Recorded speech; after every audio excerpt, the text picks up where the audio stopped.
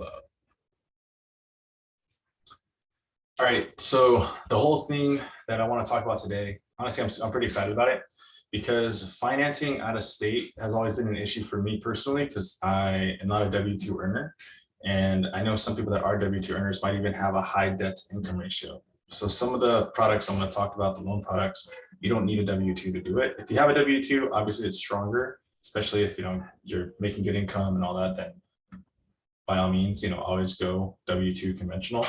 I will talk about some of the drawbacks or where the drawbacks start to happen when you, even with the W-2. So I'll kind of share some of that. The other thing is when you're partnering with investors.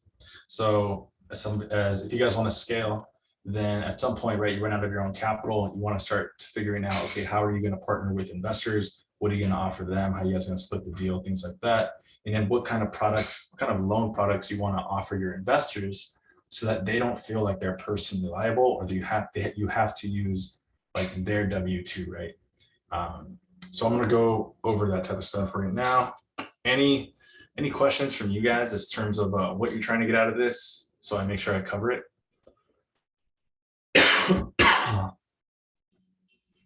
Hey, Fernando, this is Ricardo. I'm just looking for anything other than a W-2.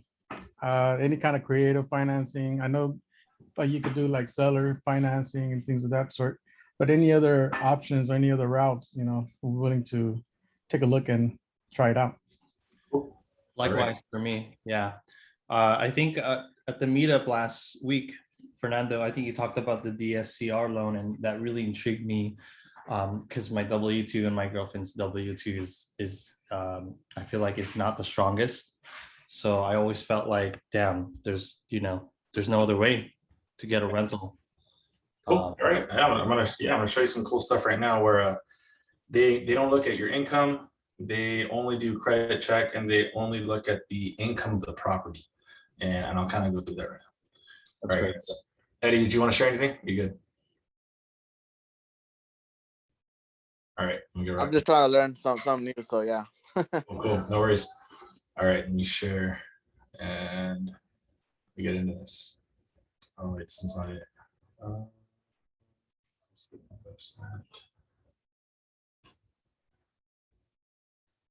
Okay, yeah, this one is it, but why? Hold on. This is the one. This is just the wrong title.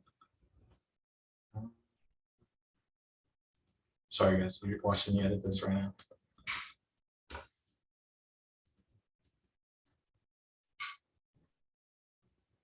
All right, how to finance your first or 10th out-of-state investment property, even if you don't have any money. It's kind of like, all right. What up, Rafa? All right, guys, so this is actually my house in Atlanta. So you guys can see this. It's a split level type of home. And we ended up financing this one with my wife's W-2. Same thing with the second one. But now we're basically tapped out in terms of like using her W-2 because of her debt to income ratio. So now we have to get a little more creative, either partnering with investors or the loan products I'm going to share with you guys right now.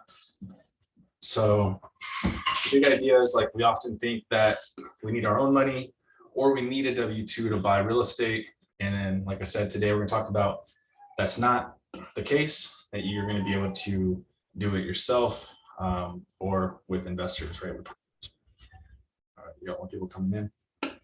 So common beliefs, you need great credit to buy a home.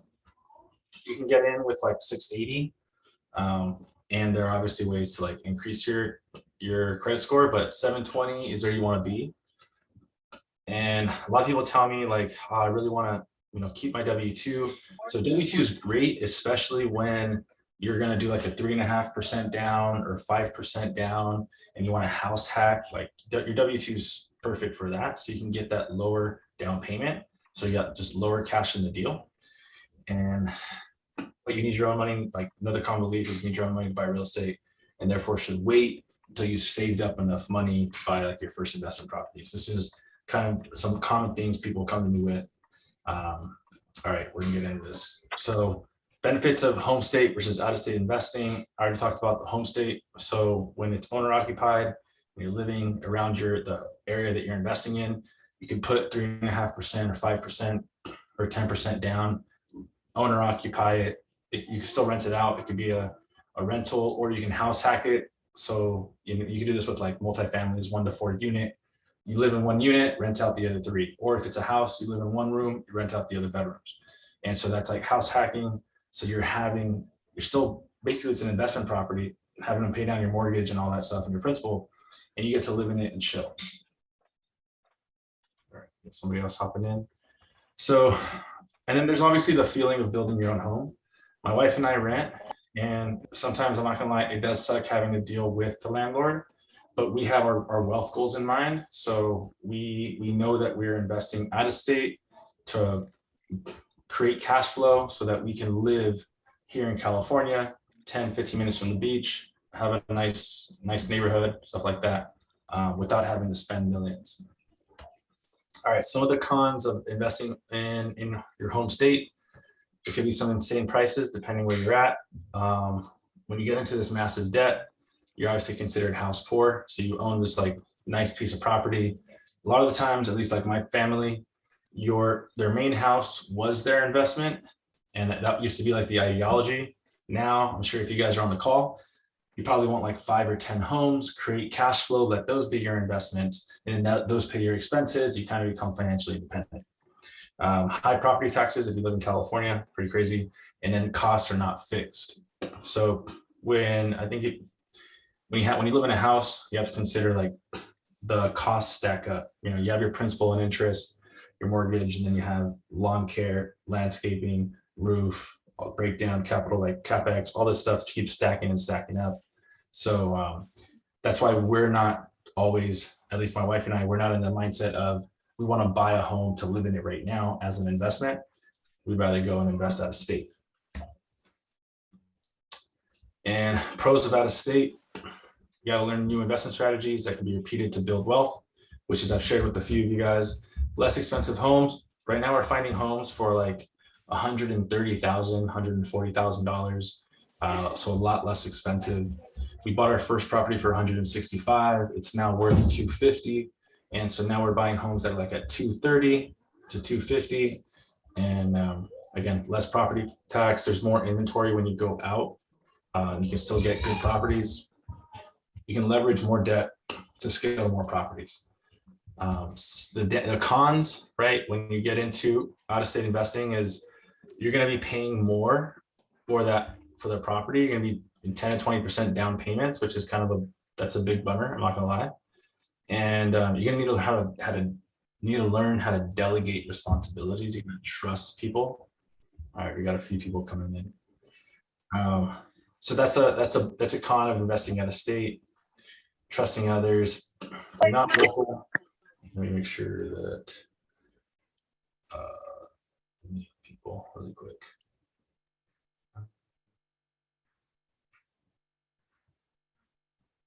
All right, and you're not local. So this is a big thing where, my wife and I, we spent probably like 9 months learning Atlanta, learning that market, learning which pockets, which streets are good, not good, where do you want to invest in, what are the properties. So you kind of have to really start using Google Maps, using your contractor, your property manager, your real estate agent. You got to really start leveraging a team. All right, so here are the types of financing. We kind of get into it. So if you have a W-2, when we're talking about out of state, you can do a conventional, you can do a vacation home. This is a little bit under the radar. So this is a pretty good one. You get one vacation home. If you have a W-2 and you're looking for a lower down payment that's out of state, you can actually use this vacation home 10% down. Again, you're not supposed to be renting it out, but if it's a vacation home, you know what I mean? Like that's on you. That's on all of us to kind of leverage that. Then you have your regular conventional investment property loans. Again, if you have a W-2, usually get lower interest rates when you can show that you have solid history of W-2 income. The lowest I've seen though is 15% down. Usually it's 20% down, but there are 15% down payments options. Just keep in mind, if it's under 20%, you're gonna have to pay PMI, which is private mortgage insurance. So that just adds a little bit more to your monthly payment. It's not the end of the world, especially if you're focused on just less money down, then you're fine paying that 15%. Any questions on the W-2 side? When you're using a W-2 to invest out of state? Hey, Fernando, do you know for the vacation home, if do you need to own your like primary residence, or can you just be living on in an apartment or something? When I talked to my lender, he said if you're renting, that's considered your primary residence. And that, yes, you can still get a vacation home, even if you're renting. Got it. Yeah. All right, cool. So then you go into without a W-2. If you don't have a W-2, you're self-employed, or you haven't been employed for that long, or you don't want to use your W-2 because you got high debt to income ratio, whatever the case is, high debt to income ratio means that you have car loans, student loans, all these types of loans already. So the amount of income you bring in is not enough to allow you to qualify for a conventional loan, right? That's basically what it is. Debt to income means that you have too much debt than what your income is. And so there's this ratio that'll determine if you can qualify for a loan with a W-2. Now, if you're in that position, then you're like, okay, well, what can I do? I'm a self-employed, or my debt to income ratios are too high. What are my options? And there's this commercial loan. So it's not a conventional, it's not residential type of product. It's called a commercial loan product. And it's a DSCR loan, debt service coverage ratio. And the idea behind this is that it's using the income of the property, so that the revenue that the property is generating or will generate. We got some more people coming in. And then they're saying, okay, that future income will cover the mortgage payment, which is dope. So, and usually the rules are like 1.1 to 1.3x, meaning if you have $1,000 mortgage, with mortgage and interest and all that stuff, so it's $1,000. All you have to do is make your rental income 1.1x or 1 to 1.3x, depending on if you're going 15 or 25% down. But let's just say it's on the low end, 15% down. You want 15% down. You're most likely going to get a higher interest rate at that 15% down mark. What was I going to say right now? But the benefit is you get lower. You have to deal with lower down payment. There's also, the cool part is there's no PMI when you look at a DSCR loan. So there's no PMI. You don't have to worry about paying private mortgage insurance because it's a commercial product. So that's why the DSCRs are clutch. At that lower 15% down payment, you do have to then be at like a 1.3x, meaning you have to be able to show that you're making $1,300 in rental income for $1,000 mortgage payment, which when you're doing out-of-state investing, you're doing deal analysis, which is all the stuff that I'll be teaching you guys about anyways over time, all the properties that you find will meet that threshold. The properties that we have right now are probably at like a 3x, like 3x, 3 times the mortgage.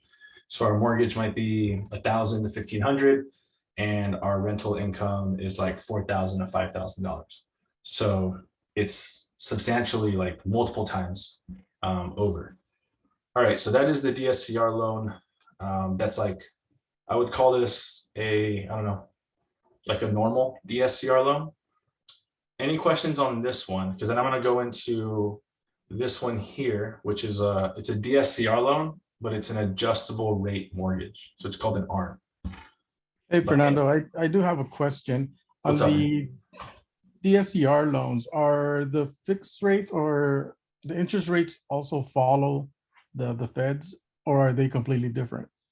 They do. Yeah. So right now, and they're a little bit higher than the W-2 interest rates. So like a W-2 interest rate, maybe you're getting them at like 5 to 6.5%. Maybe, I mean, I don't know if you can even get 5% anymore right now, but usually the DSCR loan is going to be like a percentage or two higher than like conventional products. Okay. All right. And so like the DSCR loan a few months back was at like 5%. And then just over time, as the feds increase their prime rate and everything goes up, then the DSCR loan also goes up. But yeah, you can fix this. Okay. All right. Thanks. Yeah, no problem. Okay, so then the next one, which is the one that I was excited about, but there's like, I'm still learning about it. So there's kind of this weighing options, but I'll just share it with you guys.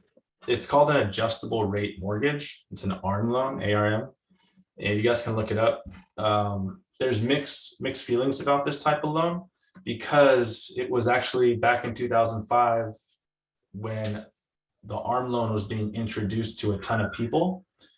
And in 2005, you could buy, I'm just making this up, but let's say you could buy an $800,000 home, even if you couldn't pay the principal and interest. I'm going to tell you why. Because with an ARM loan, with an adjustable rate mortgage loan, you only have to pay the interest and not the principal and interest. You only have to cover the interest payment. And so, and it can lock you in at a lower interest rate. So the benefit, let's say back in 2005, if these lenders are saying like, oh no, you can get into this property, you're going to have a lower monthly payment and you're going to start off with a very low interest rate. And so, and the percentage difference is like, could be 1 to 1.5%. So like right now, the DSCR loans are starting at 6% for an adjustable rate mortgage, which is pretty good for a commercial loan with no income statements or anything like that. Like right now, getting it at 6% is not bad. And you can lock that interest rate for 3 to 10 years. The problem that happened back in 2005 was people were getting locked into these interest rates for 3 years, because that's when you can get the lowest, the lowest possible interest rate for 3 years. And then at 3 years, the interest rate can go up. Since then, they've put more restrictions on who can actually qualify for these types of loans. And then they've put restrictions on how big the interest can blow up. So that's why like this type of product I'm excited about, because they're interest only payments, which increases my cash flow by 4%. So there's like in my head, I'm thinking of ways that I want to leverage this to increase my cash on cash. But you just have to be, and then I get that lower interest rate. So let's say I want that 6% interest rate instead of paying 7.5 or 8% on this DSCR up here. If I want the lower interest rate, again, that helps my cash on cash. And I can lock it down here. I can lock it for like 7 years.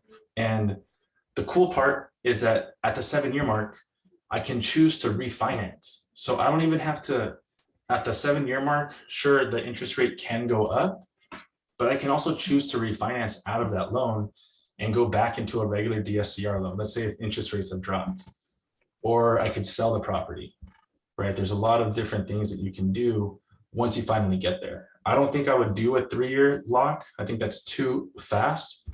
I think that's a gamble to know if interest rates are going to be higher or lower at the 3-year mark. I wouldn't do it. Same thing with like 5 years. I think at 7 years, 7 to 10 years, I feel pretty safe, I think, based on that. Any questions on the difference between these two here? So the one on top is a fixed interest rate, but it's going to be a little higher. And you can get the 15% down payment. The one down here, it's going to be a lower interest rate than the one above, but for a certain period of time. And it could, let's say 5, 7, or 10 years. And then at that point, the interest rate can go up.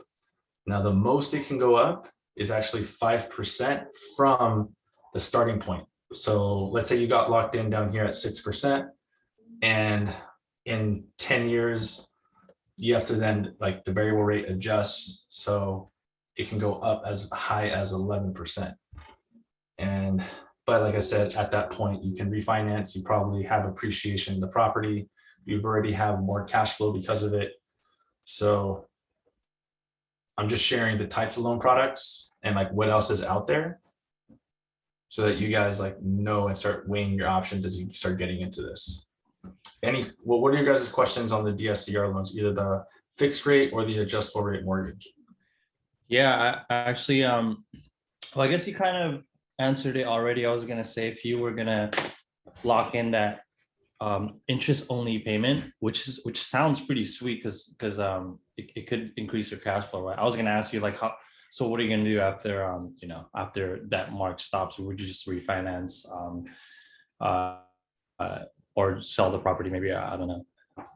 Yeah, I guess it just depends. I'd probably refinance. I don't like, I mean, selling a property, it would sell a property if I know that I can get into 2 other properties and have more cash flow or something, right? Like that's probably why I would sell a property. But yeah, I couldn't tell you for sure. But refinancing, Karen just asked a question in the chat. You can refinance both at any time. The problem with the adjustable rate mortgage is that if you refinance that one, you gotta look at the when you get it. Sometimes they have prepayment penalties. So which means like they want you to do interest only payments for 7 years. You have a 7-year lock on that interest rate. But if you pay off your loan before the 7 years, then you have to do a prepayment penalty, which means that if you refinance, you pay off the loan, get into a new loan, you may have to do pay a prepayment penalty. So that's just something to look at. Again, that's why I'm personally looking at like a 7-year one, because 7 years seems pretty reasonable, like or even a 5-year. Like I want to keep I don't mind keeping the property for 5 years anyways for cash flow. And then at the 5-year mark, even if the interest rate goes up, I know that my cash flow is still doing well. So it all depends. I think it's a case by case basis. Cool. All right. What else did I want to share on that? I have a question. What's up, dude? So when we lock in a rate for the ARM, for 3 to 10 years, is it amortized? I can't pronounce the word, for 30 years or 25 years, or Is it amortized? yeah? I'm not sure. I'm not sure about that because you're basically postponing your principal payment. So you're like still left with the same principal when the 7-year or the 10-year hits. I'm not sure exactly like how that works though. Okay. Yeah, I don't know for sure. But why do you ask the question? Just curious. Oh, because I've gotten quotes where they're like, oh, we can do a 25-year amortized for 5 years, 5-year loan, but it's amortized for 25 years. Got it. Amortized. Yeah. Amortized. I'm sorry. No. I get you. It's a harder word. I'm not sure exactly on that. I'd have to look into it a little bit more. Okay. I don't know if somebody else knows on this call. Maybe Rafa. Yeah, so I'm pretty sure that for interest, whenever they offer interest only option for whatever period of time, you would still have the principal plus interest amount, like whatever the regular amount is. So if it was a 30-year conventional, like you'd have like a 5-year interest only, and then it changes to conventional, right, where it's principal plus interest until it's paid off. Right. So then it's longer then. Correct. So it'd be longer than a 30-year. Yeah. Got it. So it'd probably be like, yeah, maybe a 40-year or something. Yeah. Those are typical, where it's like 10-year interest and then switches to 30 years. So it's 40 total. Cool. And I was talking to different lenders, and they're going to start getting like really competitive and creative with what they're offering. So, this, even this DSCR loan up here, like they might even start offering interest only payments, right? So I guess you just got to keep exploring as these lenders start to want to compete for your guys' business. They're going to be sharing like different products. Yeah, so I think that was pretty interesting. Okay, thanks, Rob. Any other questions on this stuff? I know this is kind of a lot of information, and some of you may not be in a position to be able to like pull from references if you haven't invested out of state, so you don't really know. But when I first got into investing out of state, like it blew my mind when I found out about these DSCR loans, right? Or even about the 10% down vacation home. Like that was super cool to find out about. Even 15% down conventional. People were always telling me, oh, you need 20% down. And we were able to get 15% down on an investment property. And that blew people's mind. So a lot of this stuff is really from like being in it and like talking to a ton of lenders and trying to find like the best possible deal to optimize my cash on cash return, or just really that's what I'm usually trying to optimize. It's like if I put in 60 grand, how fast can I get that 60 grand back out? All right, guys. So overall philosophy, we say buy to rent, rent to live. So we buy where we want to rent out, and we rent here where we want to live. That's kind of just the philosophy we have. We'd rather own 4 homes that add up to $1 million, making $1,000 in cash flow, versus owning 1 home worth $1 million where we have to pay all of its expenses right now. So in one case, like we have 4 different assets that are all appreciating, they're all producing cash flow. And then in the other, sometimes like it feels like it could be a liability. We get asked all the time, like, okay, let's say you do have 10 properties and everything's cash flowing, you're doing well, like, would you then buy a property in California? And maybe, possibly, I think once we reach our wealth goals, then yes, now we can like buy a home that we want and we want to live in and everything, and call our own. I think that probably is a long-term goal of ours. But again, not until we hit and reach our own wealth goals, right? Reach financial independence, retire our parents on both sides. So we have those types of goals. All right. So yeah, keeping our costs as fixed as possible every month. So that way, everything on top of that goes into investments somehow. So that's why, yeah, we pay $2,500 for a 3-bed 1-bath, and it's just me and my wife. We have a guest bedroom with an office, and we have my daughter's room. Super chill. Everything's included with $2,500. We know it's fixed every single month, and we can budget accordingly to take everything over $2,500 and do some cool stuff with it. I shared this with, I think most of you already know this. So how are we doing this? What's some of the secret sauce? So one of the ways we're doing this right now is leveraging pad split in Atlanta. And we're hitting, even right now, with like super conservative numbers, we're still hitting 15, 16%. With the ARM loan, we can then hit 20% because it adds like 4% cash on cash from the numbers that I've ran. So now we can hit 20% cash on cash, which means we're making back our money in like 5 years or less. And that's like super conservative. But we're still aiming for, obviously, like we usually aim for 20 to 30% cash on cash. All right, when it comes to investor splits, there's a few ways that I want to talk about how to not use your own money if you don't want to, or how to limit the amount of money. If you're starting to do out-of-state investing, most likely you're on this call and other investors out there have money, but they're not on this call, meaning they're not learning the skill. And so when you have the skill, other people want to partner with you once you kind of start to create, to build yourself up as like a trusted authority. So option 1, I'm using this one right now with different investors that we're partnering with. So I'm always wanting to push for 50-50 equity split. And what's nice about that is right off the bat, once you buy that property, like you now own, they just gave you like $20,000, $30,000 basically, right? Because you now own some of that equity, some of the money that they put in for the down payment. And I always, for me personally, in the beginning, I'm offering like this 80-20 profit split until they reach their return on investment. Because like we talked about, let's say a typical return on investment is 4, 5, or 6 years, then, or for their investor, it's probably going to be like closer to 5, 6, or 7 years, which is still really good. For a lot of investors, they're not used to these types of returns, or they haven't invested into real estate. So they exist. And me personally, I want to give them their cash back as quickly as possible. So I set it up like this so I can still get equity. I don't need the cash flow, and I can set it up as an 80-20 profit split so that, again, they get the majority of their cash back sooner.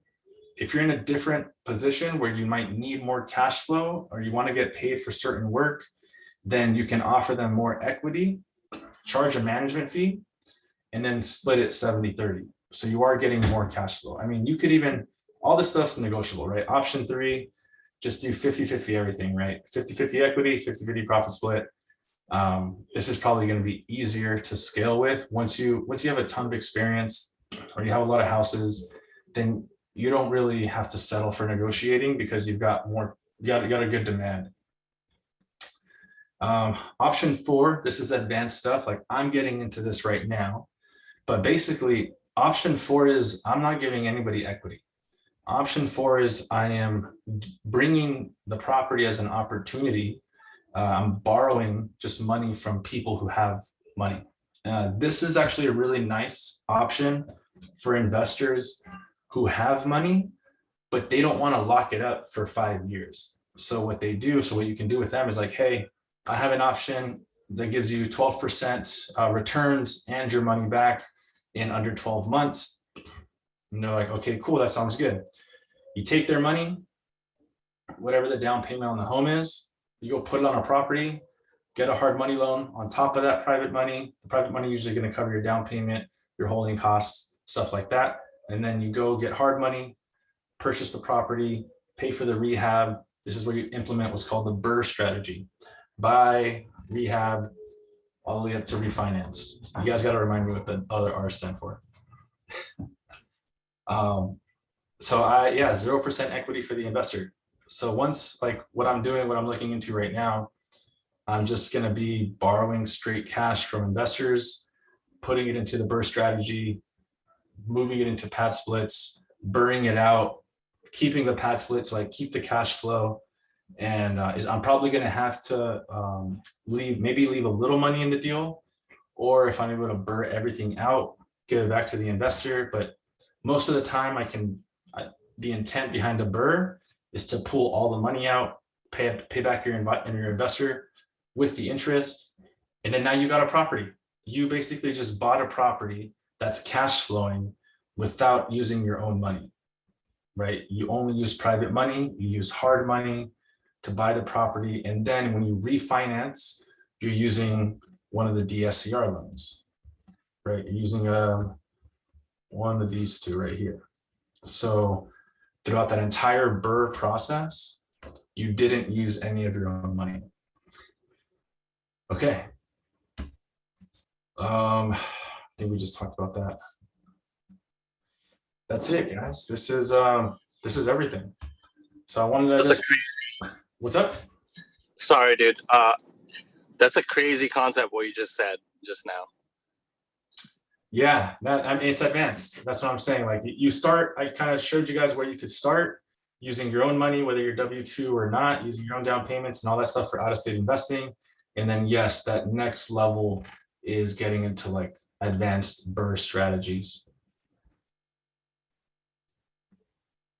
It's pretty dope. It's really cool. So basically you are then targeting a property that's a little bit more distressed where you could add value into a pad split and then basically refinance out using one of the DSCR loans in hopes that they would appraise the value, right? I think. Yeah, exactly. They're gonna, right. Yes. Yeah, that's the I had a question. On the hard money loans, you said that when pulling out the hard money loan, you could actually have the holding also added to the actual loan? to the private money. You're using the private money to cover your holding costs.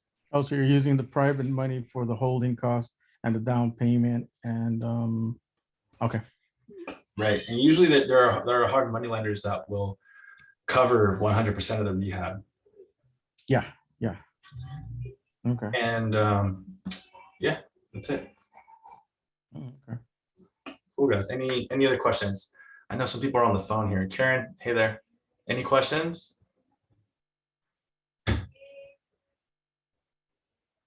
St. Joseph, what's going on? All right. No, if there's no more questions, cool. Yeah, no problem. Quick question. Do you know any hard money lenders out in California that will lend for out of state? Yeah. I know a good amount of hard money lenders in California and in Atlanta. Okay. Yeah, because I have most. Yeah, I was more looking for Nevada because that's where my rentals are at, and I'm more familiar with that area. I know it's a little overpriced now, Oh, that's right. I have been looking around in Georgia as well. But yeah, I kind of want to stick to To what you know. Nevada for now, just so that I Yeah. can get your feet wet. Oh for yeah, your makes strategy. sense. Mhm. All right, I'm gonna, yeah, dude, I'll text you right now. I'll text you one of the hard money lenders here in California that does out of state. Okay. Do they lend off of LLCs as well or private? Um, I know some not will sure. prefer LLCs, but that's not an issue either. Yeah, I'm not you can always entirely sure. start I one. have to ask. Okay. Yeah. If you can send me the info, I'd appreciate it. Yeah, we'll do. Mhm. All right, guys. And man, I don't have anything else. This is cool. I was excited to share this stuff. I learned about it. I learned about the adjustable rate mortgage honestly a few days ago. And so I was super excited, like, all right, I'm excited to share all this stuff with people that are new to the space. So I appreciate you guys for showing up, or if you're watching the recording on YouTube or something. Thanks, guys. All right, I'm logging off. Feel free to text me though. Obviously, if you have questions, shoot me a DM. Thanks, bro. Later, All right, guys. man. Thanks. Okay. Bye.